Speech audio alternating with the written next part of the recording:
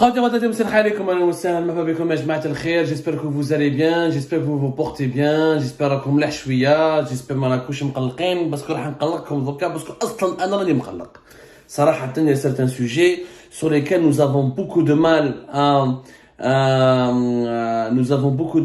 tenir notre sang-froid, d'autant plus qu'il s'agit de l'Algérie, des intérêts de l'Algérie, de sa crédibilité sur la scène internationale, comment dirais-je, de sa dignité.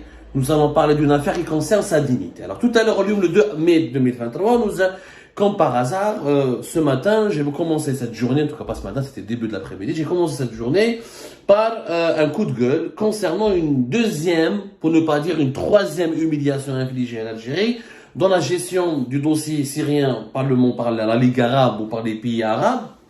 Je vous ai parlé de la réunion qui s'est tenue hier à Amman, en Jordanie, le 1er mai 2023, concernant le nouveau dialogue que les pays arabes veulent lancer avec la Syrie pour permettre sa réhabilitation et sa réintégration au sein de la Ligue arabe.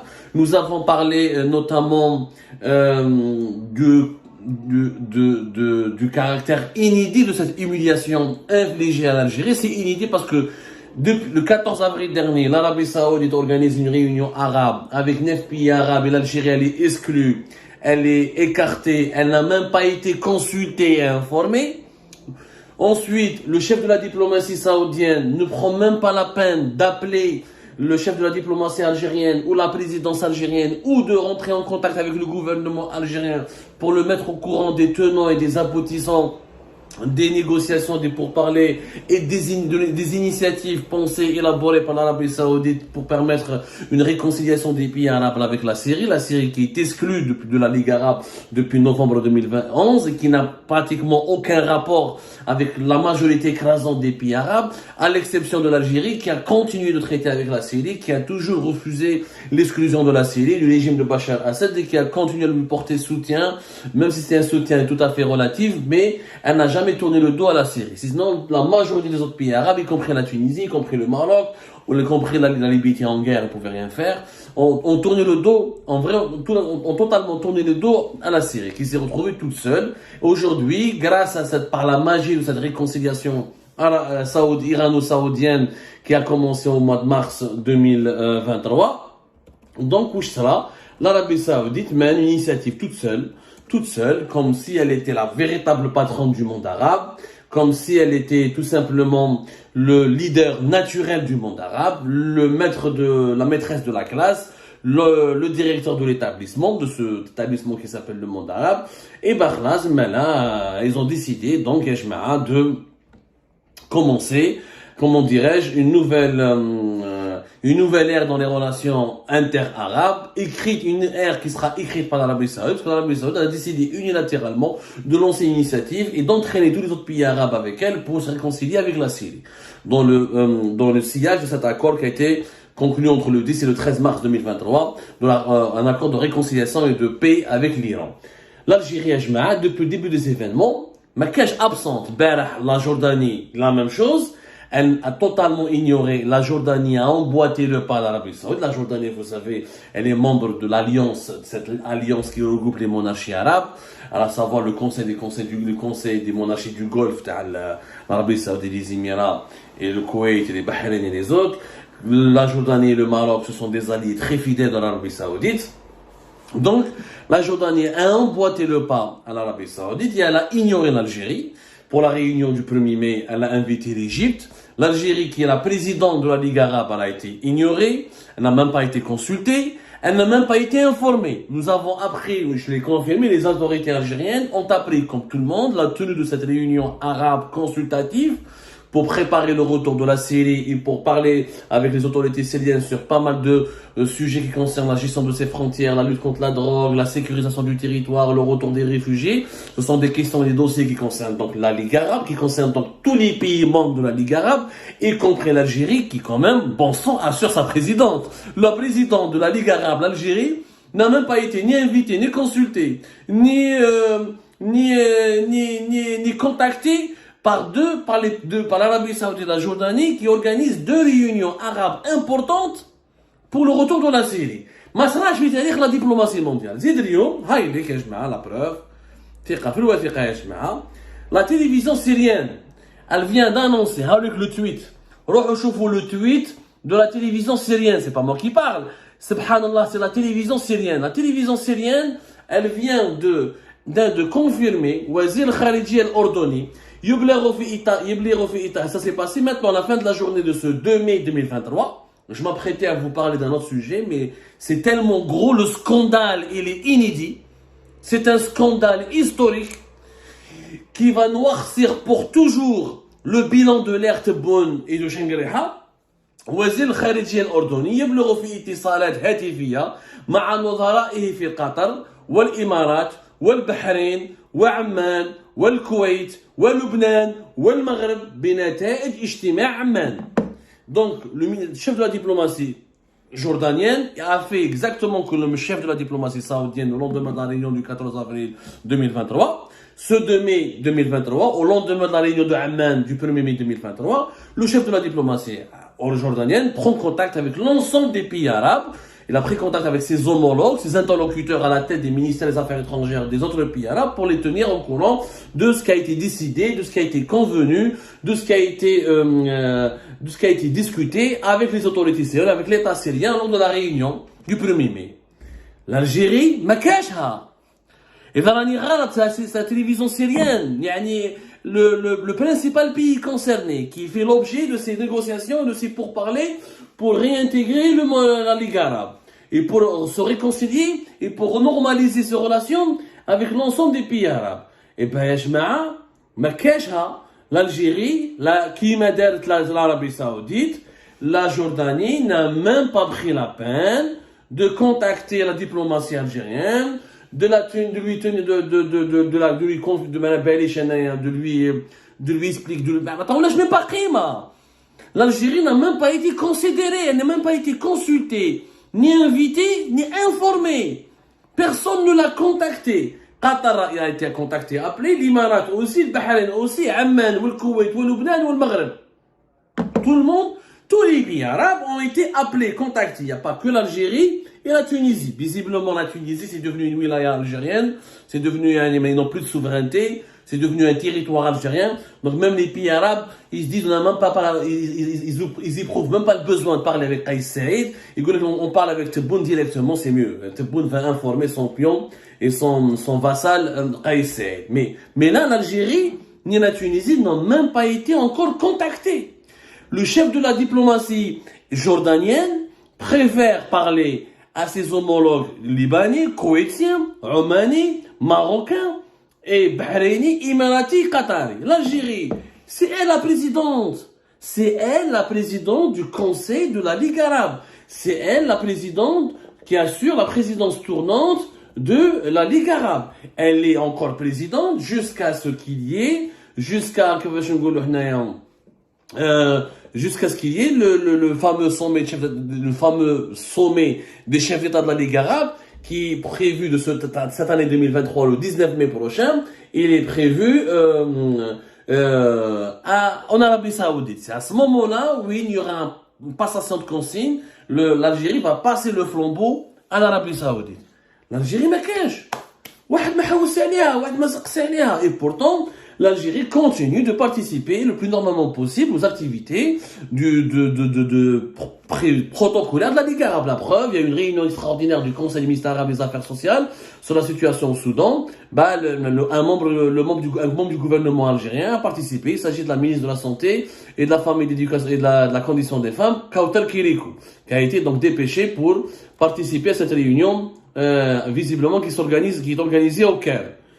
Mais l'Algérie qui participe à des réunions protocolaires à un niveau bas, à un niveau inférieur de la représentativité diplomatique, mais quand il s'agit de réunions de dossiers stratégiques comme celui du retour de la Syrie ou de la réhabilitation de la Syrie ou de la réconciliation des pays arabes avec la Syrie, l'Algérie les zappée. même pas les Jordaniens, même pas un téléphone. Pourtant, début décembre 2022, je rappelle que le roi Abdallah de la Jordanie a été accueilli par tous les honneurs, ou Malabalish, ou Tebboundel au tapis rouge, ou le roi Abdallah II, il est plus puissant, plus influent que le roi de la Grande-Bretagne. Je vous que la Jordanie nous traite. Si ce n'est pas du mépris, c'est quoi? Comment se fait-il qu'on ignore l'Algérie? Répondez à nos questions, aucune réaction. La presse algérienne, par lâcheté, elle a peur de s'opposer la question, de soulever la question et d'enquêter. La diplomatie algérienne, par lâcheté aussi, parce qu'elle ne veut pas effaroucher l'Arabie Saoudite et ses alliés, elle ne veut pas avoir un bras de fer avec eux, elle ne veut pas réagir, elle ne riposte pas et elle reste silencieuse. Et le peuple algérien, Mskin, à qui nous vendons, à qui les dirigeants algériens vendent au quotidien régulièrement la fameuse chanson de l'Algérie prestigieuse, rayonnante, influente, puissance régionale, maître, pièce centrale de l'échiquier géopolitique arabe et nord-africain. L'Algérie est ignorée totalement, exclue, méprisée, c'est du mépris. Tous les chefs de diplomatie des pays arabes sont contactés, briefés, informés. Le chef de la diplomatie algérienne me cache. Mais qu'est-ce qui se passe dans le dossier syrien? C'est l'Algérie qui avait lancé en 2021, en 2022 l'initiative de réhabiliter la Syrie, de se réconcilier avec la Syrie et de stopper les sanctions décidées par la Ligue arabe contre la Syrie. Et l'Algérie se retrouve aujourd'hui blacklistée, écartée, méprisée, balayée d'un revers de la main, comme si nous étions un vulgaire voisin dont personne ne souhaite de nous fréquenter. Nous sommes devenus un pays infréquentable aux yeux des autres pays arabes. Et qu'est-ce qui se passe? Il n'y a pas quelqu'un, un intellectuel, un politicien qui lève la voix, qui va se plaindre à l'éternité. Pourquoi les Jordaniens appellent les Marocains avant les Algériens? Ce sont nous les dirigeants de la Ligue arabe. Pourquoi des réunions arabes sur la Syrie sont organisées sans la présence de l'Algérie, sans même pas que l'Algérie soit consultée et informée? Il y a bien un problème quelque part. Il y a bien un problème. Il y a quelque part, l'Algérie, elle est discréditée, elle est rejetée. On ne veut pas associer l'Algérie à ce dossier syrien, qui est un dossier quand même stratégique. Pendant ce temps-là, l'Algérie, qu'est-ce qu'elle reçoit? Elle a reçu aujourd'hui, le 2 mai, un haut responsable saoudien, qui est le président du Conseil de la Shura, qui est une assemblée consultative, parce qu'en Arabie Saoudite, il n'y a pas de parlement qui est élu. L'assemblée de la Shura, c'est elle qui joue le rôle de parlement, fait 150 membres qui sont nommés, qui ne sont pas élus. Le docteur Abdullah bin Mohammed Ibrahim al-Sheikh, il a été, donc, c'est pas un décideur, شوفوا كيفاش طاحت فينا والله ما كنا هكذا في وقت بوتفليقه والله ما كنا هكذا ما في لا ديسيني نوار شوفوا l'Algérie de Tebboune كيفاش ولينا ارخص من بصله. L'Arabie Saoudite te snob, elle te méprise, elle te rejette, elle t'exclut et elle te met hors touche. Et nous, qu'est-ce qu'on fait? On reçoit, elle nous envoie quelqu'un qui dirige, c'est même pas un dirigeant, c'est pas un ministre, c'est pas un membre du gouvernement, c'est pas un membre du cabinet royal, c'est un président d'une assemblée consultative. L'assemblée consultative, c'est quoi son rôle? Elle n'a aucun rôle de décision. Elle fait des études, elle fait des rapports et des propositions au roi et au gouvernement saoudien. C'est tout ce qu'elle fait. 150 membres qui sont nommés pour 4 ans par le roi et elle a des prérogatives très limitées, très limitées. ما عندها حتى علاقة يعني ما عندها aucun عندها des commissions en sécurité, en économie de l'énergie, en islam, en santé, en finance, mais comme son nom l'indique, une assemblée consultative. Elle propose, elle soumet des idées. Et si le roi veut les prendre en considération, il y en a. Le seul fait révolutionnaire, l'assemblée consultative, depuis janvier 2013, fait à 30 femmes. Avant, les femmes n'avaient pas le droit de siéger à l'assemblée consultative. C'est une assemblée consultative. Mais elle n'a aucun rôle important dans l'établissement saoudien. Par l'Arabie Saoudite, le président de la Shura, donc c'est quelqu'un qui n'a aucun poids en Arabie Saoudite, il a été reçu par Tebboune. Il a été reçu par le président du Conseil de la Nation. Il a été reçu par tout le monde. Tebboune, il l'a rencontré, il l'a reçu. Goudjil l'a reçu. Bourali, le président du Parlement algérien, l'a reçu. Mais c'est quelqu'un qui n'a pas de... Comment vous recevez quelqu'un qui n'a aucun lien, qui n'a pas de lien directement avec l'État saoudien, un homme quelconque? Il n'a pas à être reçu par le président. Il n'a pas à être reçu par les institutions algériennes. Ce n'est pas une institution reconnu comme faisant partie intégrante de l'État saoudien. C'est un organe consultatif. Les Saoudiens, donc tout le monde l'a accueilli. Il a fait des déclarations comme ça, il y a une coordination permanente entre l'Arabie Saoudite et l'Algérie. Et où cette coordination permanente? Vous nous avez humiliés, vous nous avez méprisés. Une réunion fait Jeddah. Le 14 avril, ils sont même pas nous informer, ils sont même pas nous appeler au téléphone. Vous avez demandé aux Jordaniens d'organiser une autre réunion le 1er mai, où l'Algérie n'est ni représentée, ni consultée, ni informée. Elle est où cette coordination permanente? Où Shengriha, où Tebboune et les autres dirigeants algériens accueillent, se baissent le pantalon. Je vous dire les choses telles qu'elles sont. Je suis révolté parce qu'il s'agit de la dignité de notre pays. De la dignité de notre pays qui est violée. جاء هدايا من الشورى دار الدكتور ابراهيم مسكين بن عبد محمد بن الشيخ عبد الله بن محمد بن ابراهيم reçu par la présidence, au Parlement, au Conseil de la Nation. Il a fait quelques déclarations mielleuses, oui, les salutations du serviteur des lieux saints de l'islam et de son Altesse le Prince héritier à Monsieur le Président de l'Algérie, Al-Majid Tebboune, l'histoire rayonnante de l'Algérie, les démarches du président et du gouvernement algérien, du peuple algérien. Khoroto, c'est du langage, de la langue de bois. Les Saoudiens nous ont envoyé, mais je même pas un ministre. Un responsable d'un organe consultatif qui n'a absolument aucune valeur diplomatique et politique.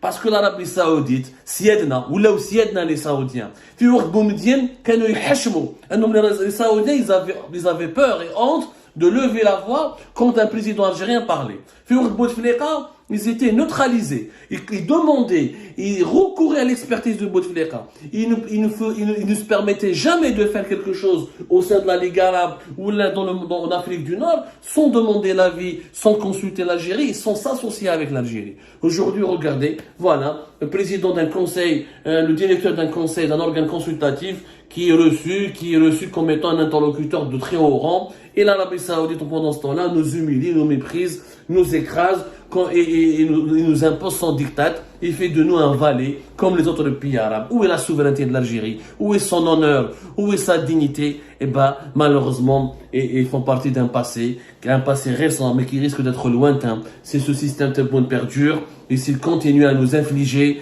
des défaites cuisantes sur la scène géopolitique mondiale, franchement, notre pays mérite mieux et devra se relever dans les plus brefs délais pour se redresser et tourner la page de cette page humiliante de l'ère Tebboune.